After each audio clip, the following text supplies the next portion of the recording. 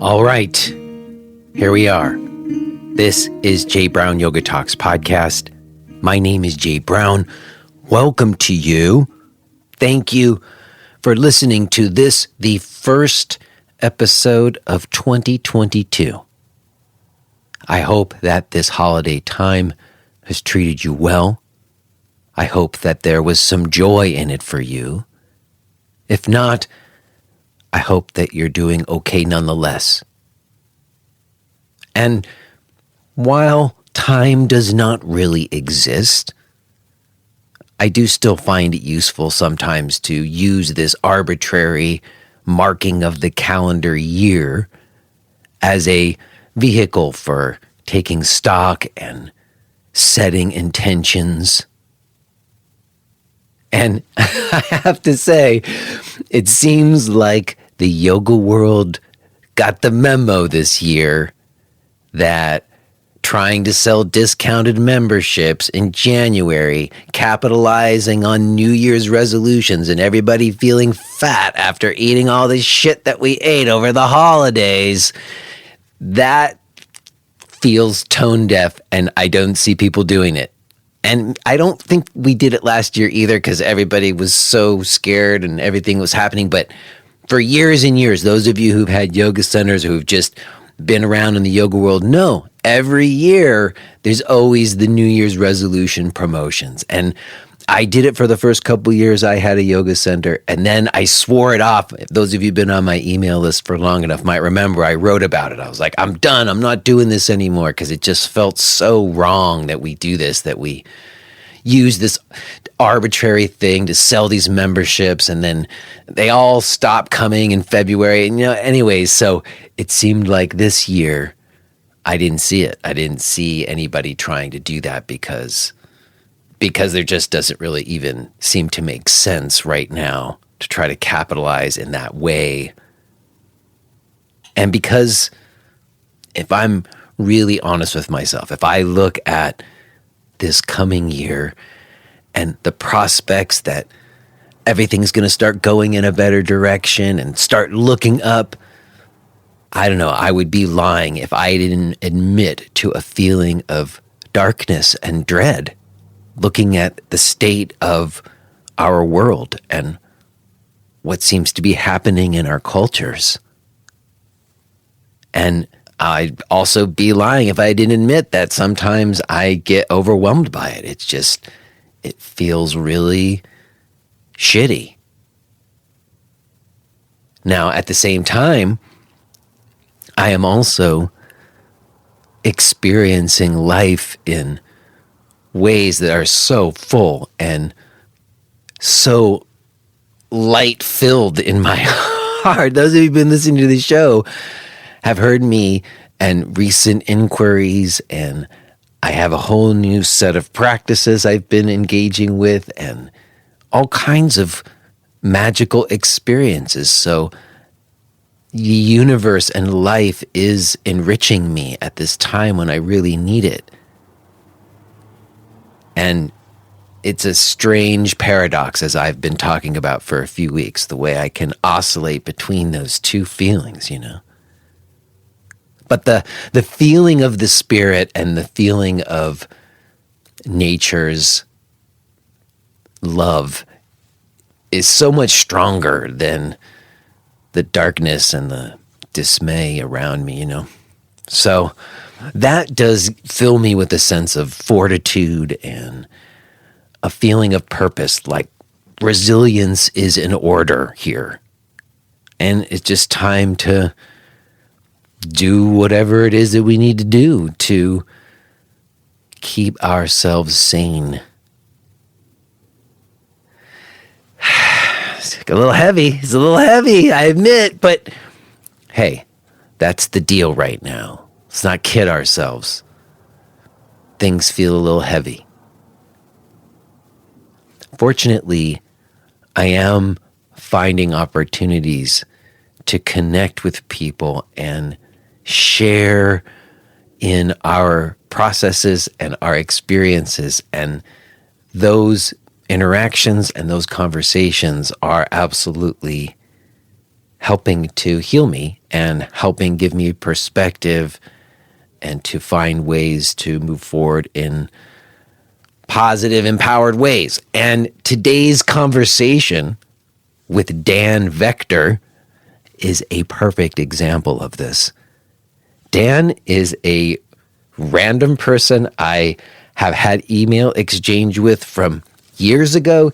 He had this blog he was writing, and I'm on his email list still, and I always appreciate what he writes. And not too long ago, one of his posts came into my inbox, and I happened to see if I could find out who he was, and I saw that he was a neurologist, which really didn't fit my idea of him. Like what I thought of who he might be based on what he was writing just was not neurologist.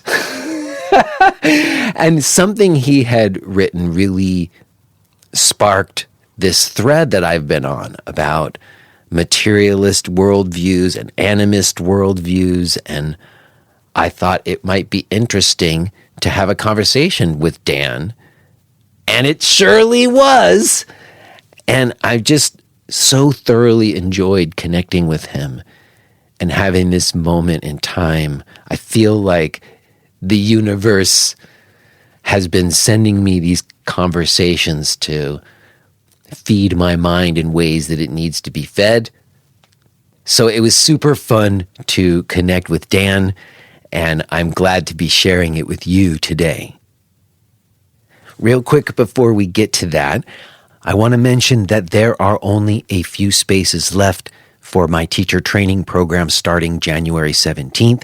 If you've been listening to the show over the last month or so, I've been talking about this, and I'm happy to say there's an amazing group of people registered. We are about to embark upon a year-long journey of some study together. There are only a few spaces left. So if you were thinking about it and you hadn't yet taken the leap, or you're just hearing about this now and you're hoping to slip in, you might still have a chance to get one of those last spots.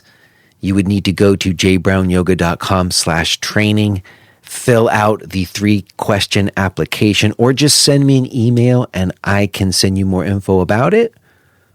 I, again, am really looking forward to it. It's going to be a thing. So, again, jbrownyoga.com/training. Also, let me take a moment to express some gratitude to our podcast premium subscribers. Without them, we simply would not be able to keep doing this as we have been. Today, I want to thank Jennifer Cardilla and Julia Hadlin. What's up, Jennifer? Thank you, and Julia, and all of the rest of you out there who have become podcast premium subscribers. If you listen to the show and you want to get access to the full archives, or you just want to help support, becoming a podcast premium subscriber is the way to do that. It's choose your rate. You cancel at any time. If you don't have any money, all you have to do is email us and we will give you a free account. No questions asked. But for as little as $5 a month, you can really be helping us to keep this going. And we are so grateful to you for doing that. To find out more about becoming a podcast premium subscriber, or my regular ongoing classes, or the teacher training, all of my stuff, everything can be found at jbrownyoga.com. Okay, y'all, I think that's fine for now. I will touch base with you on the other side, but let's go ahead and listen to this conversation that I had with Dan Vekhter.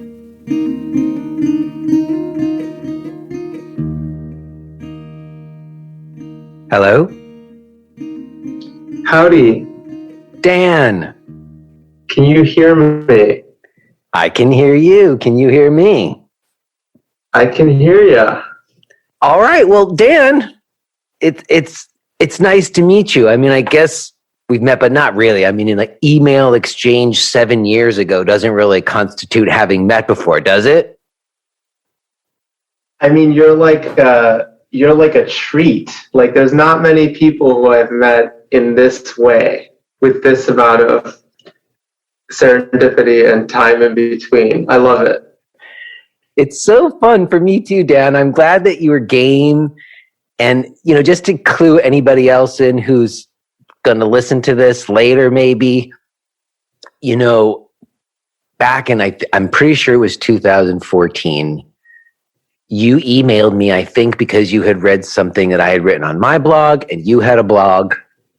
And I had a practice then, as I do now, essentially. If anyone ever does that and they say, well, check out my blog, I always do check out their blog. And if I like it even a little bit, I subscribe.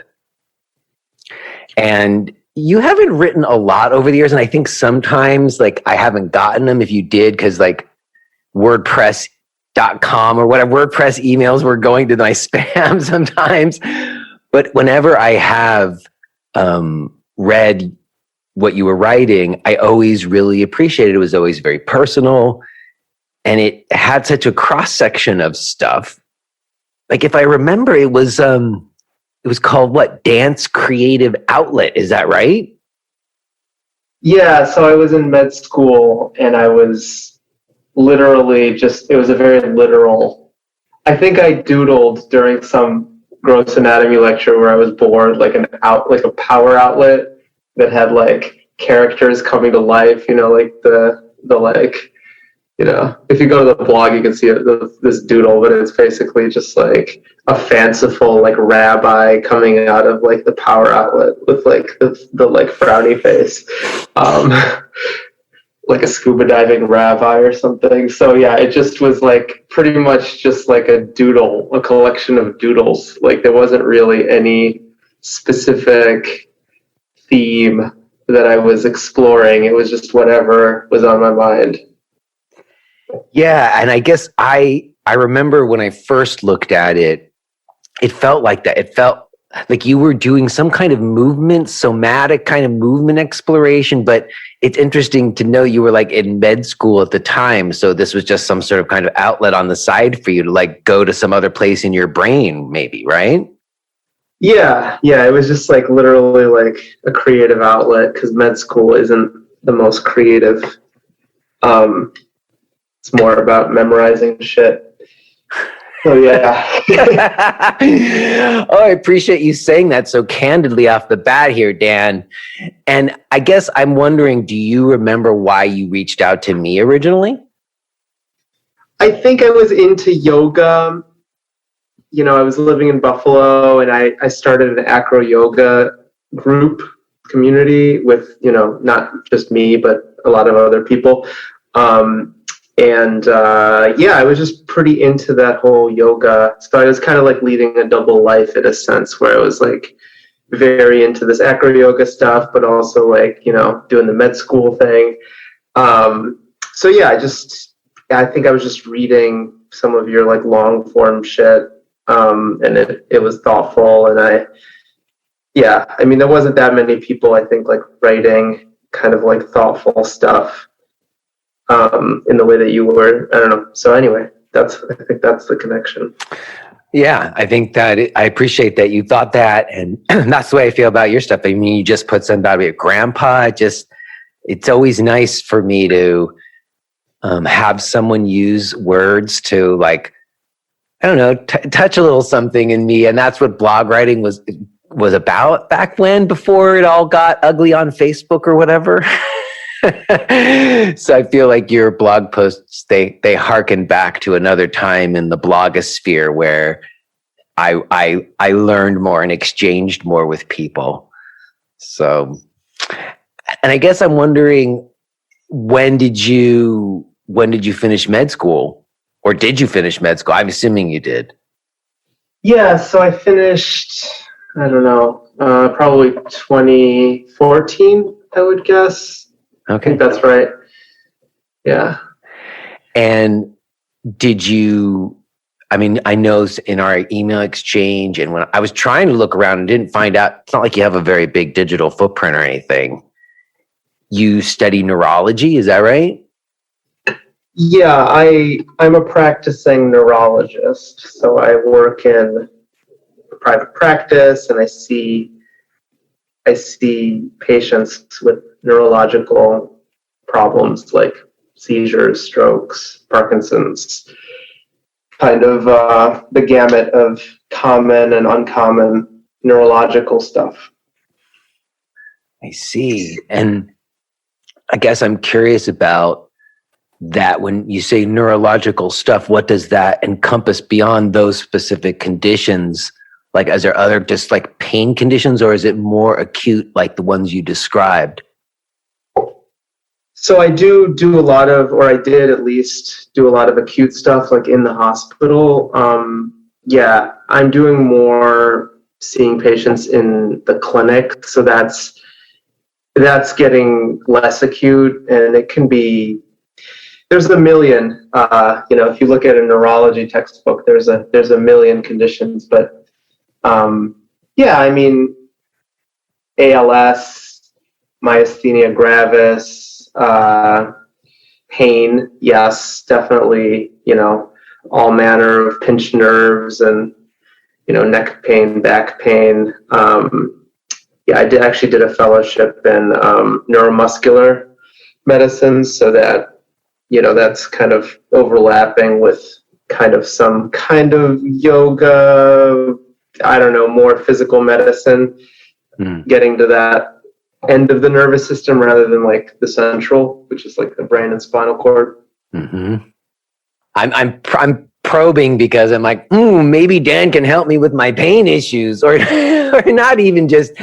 I just think that's a conversation I've had on the show in the past in terms of, I don't know, how we experience pain in our bodies and the relationship with pain and suffering. And I guess I'm curious to get into some conversation around that. I know you sent me also that like PowerPoint presentation, which was kind of interesting because it was just a PowerPoint. So I don't really know what you were saying. I just had the slides. Oh, yeah. But it was about the neurology of the self. Yeah.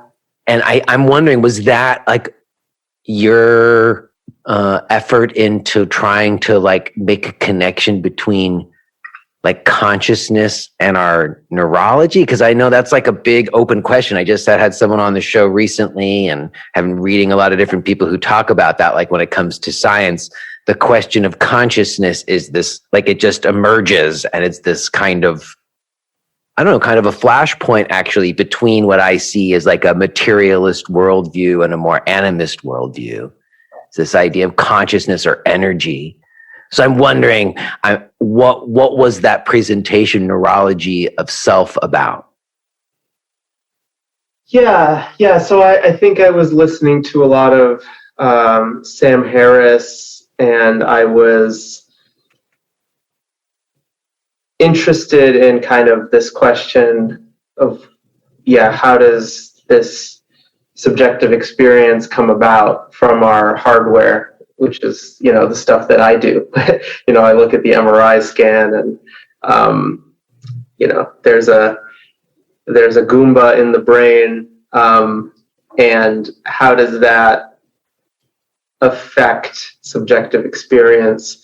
So the second part of that PowerPoint was all about lesional studies, which is kind of how neurology, like if you read Oliver Sacks or, just open up a neurology textbook, it's all based on this way of knowing, which is lesional. So somebody has a stroke, somebody has a tumor, somebody like Phineas Gage is like the prototypical story where the guy had like a spear through or something, like some kind of large rod through his brain, and then you see where that lesion is, and then you're left with this kind of deficit in the patient, and then you kind of make this statement about, okay, so Phineas Gage had a personality change, so the frontal lobes are involved maybe in kind of keeping your personality with a lid on it, so to speak.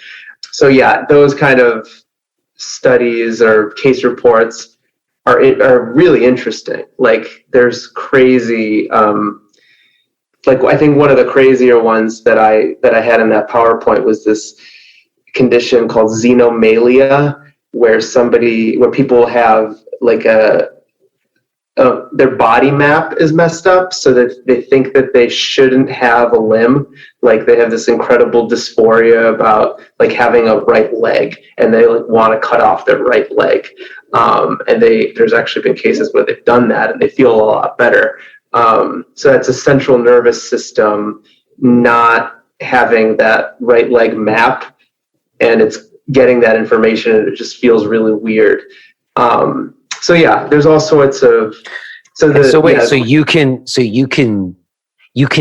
that if you look at somebody's MRI who has that condition, like you can see it in their brain. Is that the idea? Yeah, there was a study that I cited there where they actually found actual physical in the thalamus. I think there was like less or more thalamus. I forget the exact. The thalamus is like where all your sensory input comes in.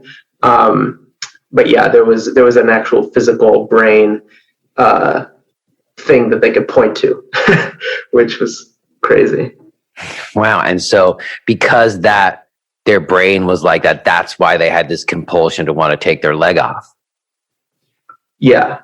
So that presentation was kind of heavily based on this book by Ramachandran, who's a famous neurologist, and he talked about kind of how the self is this kind of pastiche of multiple elements, one of which is embodiment, and then there's all sorts of other elements that I like went through in that presentation. But I think Ramachandran does a good job in some of his books of talking about all these different elements that kind of come together and weave together into like a tapestry, which gives you this sense of, oh, this is me.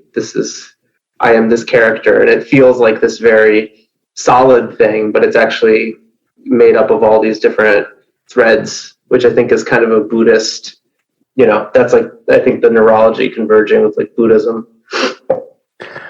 Right. I think I wrote down, you wrote something like pathology cannot explain how the brain generates a subjective experience. Could you elaborate on that? What does that mean exactly? So we can take things away. We can take away elements of the self, or we can mess with elements of the self. Like I think there was one case that somebody had an embodiment like multiplied, where they thought that they had like 10 different bodies that were all together and they took up like the whole room. Or you can play with these different threads, but you still don't know kind of where this spirit, so to speak, or this subjective experience. I guess what I'm saying is, from a practical standpoint, if you look at a animal, you don't have any way of knowing if it's conscious or not. You don't know if it has that spirit or not. Let's say you looked at I'll ask you some questions. Okay, but wait a second. Let me ask you about what you just said, though, because you said if you see an animal, you don't know if it has a spirit or not. So are you saying that something can be alive without having any spirit? Like, can you see an animal that's breathing and has a heartbeat, but it has no spirit? It's like dead matter or something? Is that what you're saying? I'm not sure I understand what you mean by that. By spirit, I'm saying subjective experience. I see. So you don't know if it's like conscious in the way that a human being is of its experience. It's like operating on some kind of more just intuition or whatever, reflex action level or something. Yeah, subjective experience. Qualia is another word I think that gets used, is like seeing a color, like being aware of that. So yeah, if you look at like a very simple animal like an amoeba, I don't think that has a subjective experience. If you go more complicated, like a nematode, that's like 1,000 cells and you've got neurons there. I probably think it doesn't have a subjective experience. Then when you get to like a cat, I probably think that does have a subjective experience, but like somewhere there's no like MRI machine to answer that question, and it comes up practically in my work. Because see, that's what I'm getting to. Like, I mean, first of all, I just think I'm very intrigued by this idea of even the idea that you equated spirit with subjective experience. Because I don't know that I see them as equivalent. Like subjective experience to me is almost like it's a function of my mind or something, or I guess that's consciousness. Yeah, like consciousness mind in the sense of I'm able to step back and see myself in a way that an animal doesn't see themselves or whatever. I'm able to make choices about my behaviors in certain ways that maybe other species don't.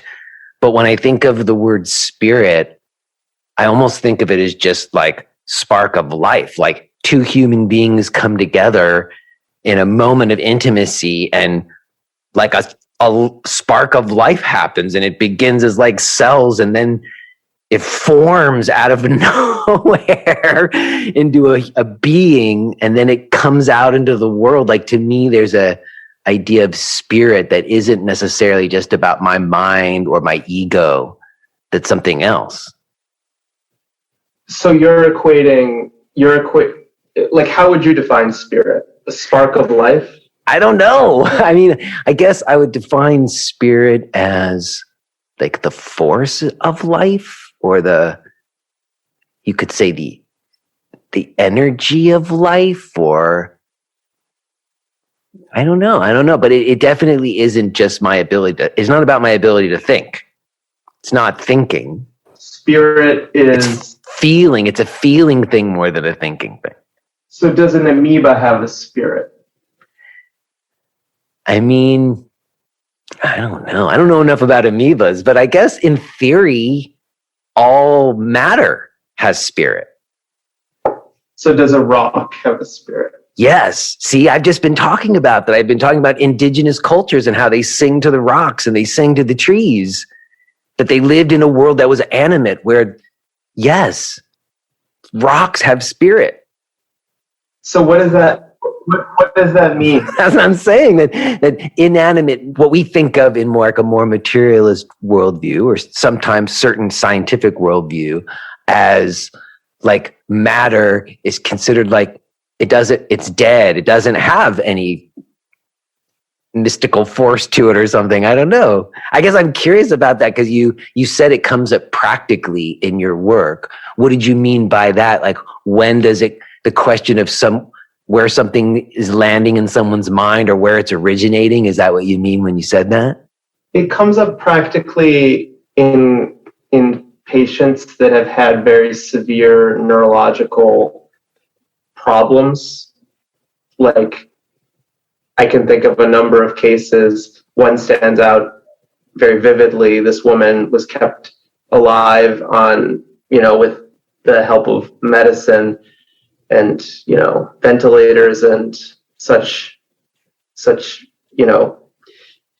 intensive care stuff for 2 years. And the family wanted to know kind of what her experience was, and they were trying to invest in very elaborate scans, but no such scan exists. There's no way to know what her experience is. She's had a very severe injury and she doesn't do very much in terms of interaction. She might kind of look around the room. She might show some emotions, but it's unclear if she's responding to, people appropriately or if it's just kind of spontaneous emotions coming out.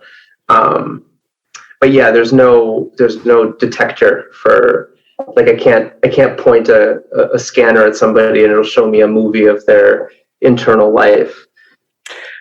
Or you can't tell from looking at an MRI of their brain, like without them able to communicate to us in some way what their experience is, we can't know.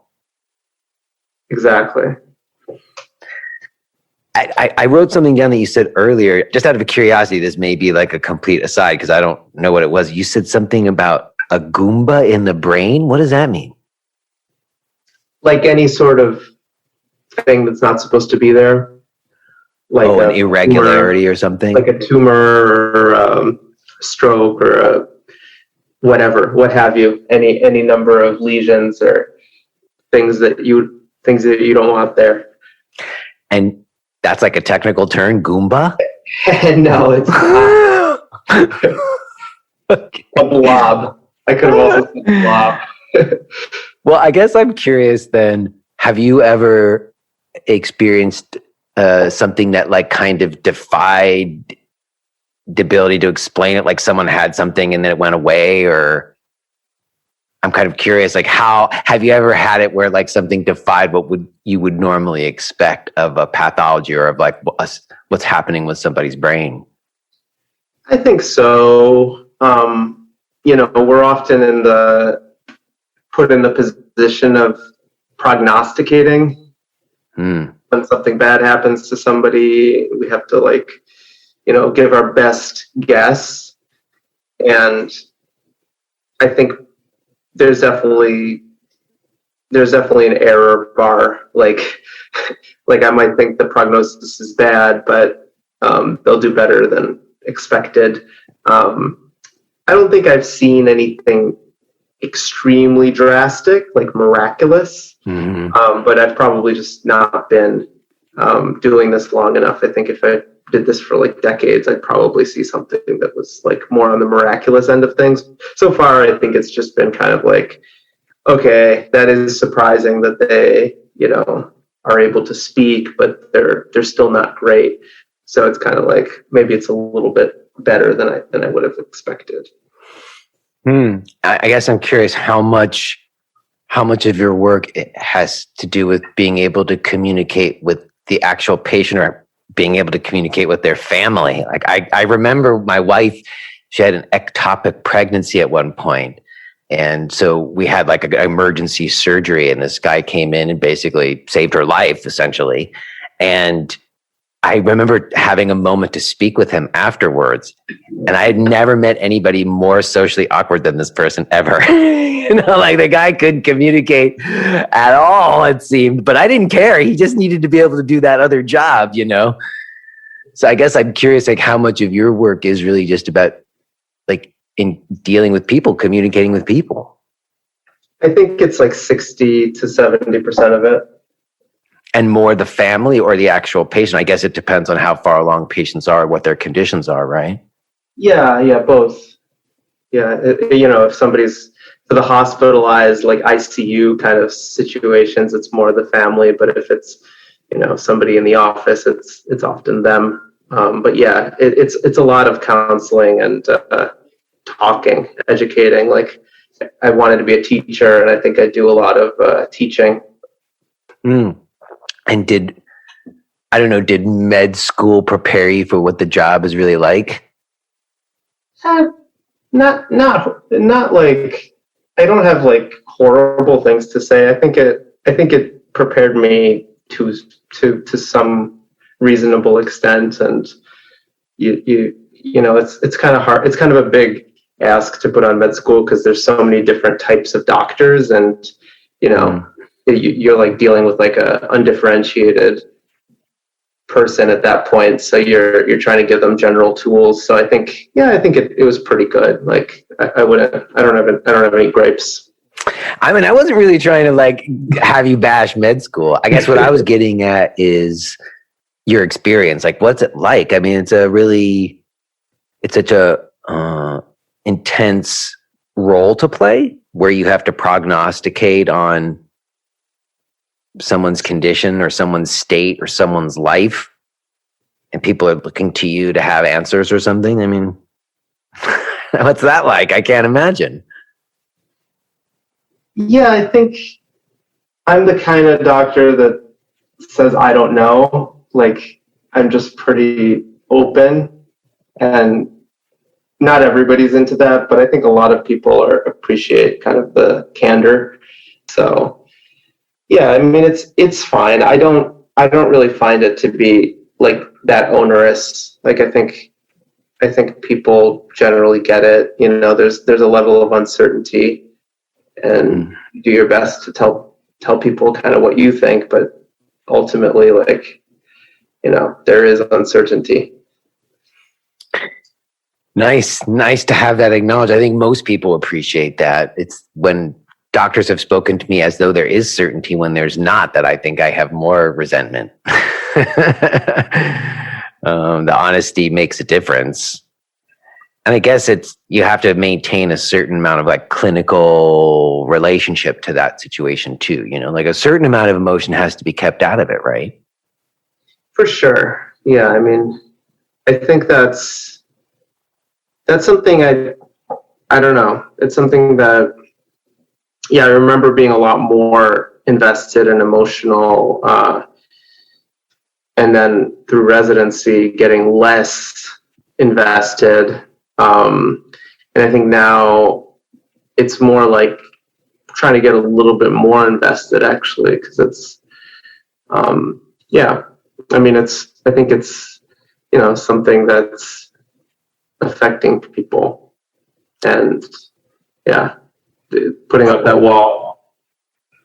It's such a hard, like you say, it's a hard balance, because on one hand, you're working within a system, and you have to work within that system, and that system benefits a lot of us. I mean, we all, if you look at the long curve of things, have benefited greatly from the way we do medicine. At the same time, there's also plenty to show that if people are treated too much like just like a pathology and not a person, the treatments don't necessarily work as good even. You know, that you can actually aid all the care that you're giving to people if they feel heard or they feel like they're part of the process, as opposed to someone just dictating like they know better than them or something. Yeah, I think it's collaborative. I don't know. I like people. So I think that's kind of like the kernel of it, is especially in the outpatient kind of setting. You get to, you know, have a little more time, and people are more human. They're not like acutely ill. Not that they're not human when they're acutely ill, but they're, you know, like sometimes they can't talk, or they're having, you know, acute issues, but they're more, yeah. So I kind of just, yeah, I feel sometimes like I'm a cab driver or a barber or something. I'm just kind of like meeting people and, you know, trying to do what I can for them, you know, but really it's just kind of like a human connection. So yeah, I'm actually ending a COVID quarantine right now for 10 days. So this is making me a little excited to go back to work tomorrow. Wow. So you had an infection. How do you know how you got it or where you got it? I was traveling, so I think if I had to guess, it was probably over the travels. Were you symptomatic? Yeah, I had a bit of a 3-day. It wasn't bad at all. All right. Again, I know what you mean. It's interesting that you say that, because I've just been talking about on the show for, I don't know, the 90% of my time as a yoga teacher, it was all just about getting into a room with other people. But the last 10% has been me by myself in a room with a computer. And there really is something to be in the same room with people. And so I don't know, when you said you're anxious to get back to people, I thought, me too. You know, I guess I'm curious, in the world of neurology, like your peers and the people you work with or the people you interact with in neurology, are there a lot of people like you who see it as a collaborative thing? Or I guess I have like baggage around doctors, I guess. I didn't really realize until I started talking about you about it. But when I think back to doctors I've had, it very rarely has felt that way. I currently have a doctor that I really like because she is that way with me. But I'm curious, in the field, like the older generations of neurologists, were they saying the same kinds of things that you're saying? Or are you a disruptor in what you do in a way? I don't think so. I mean, there's definitely more paternalistic, older, docs, and that's true. But I think there's a diversity of personalities. I think neurology can attract a certain like idiosyncratic, maybe a little nerdy kind of person. So it's not, I don't know, it's kind of like I kind of vibe pretty well with most neurologists, psychiatrists also, I think. So I think there's just, I think it is true that fields have a certain skew of personalities, like OB-GYN, like you mentioned, like their schedule is crazy. Like they're often like on call, and, there's surgeons that, can select for certain kind of intensity. So yeah, I think I can definitely get what you're saying, but there's some diversity. It's good to hear. I mean, you're certainly feeling like you can do what you need to do within the settings that you're working. And I've read things that you've written, and it always feels like what you say, you have a real care for people. And I guess I'm curious, in the study of neurology, what do they say about consciousness or spirit? Is there any consideration of this in terms of how these kinds of things affect helping people with their disorders, their neurological disorders? Even, is there any kind of consideration, I don't know, about people's faiths or religions or beliefs or any of that kind of stuff? I think there should be more of it, honestly. I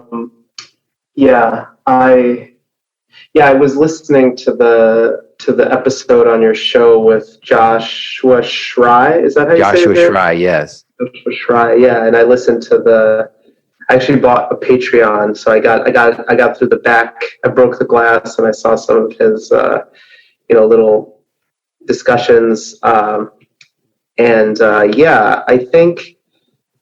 I think he's onto something culturally.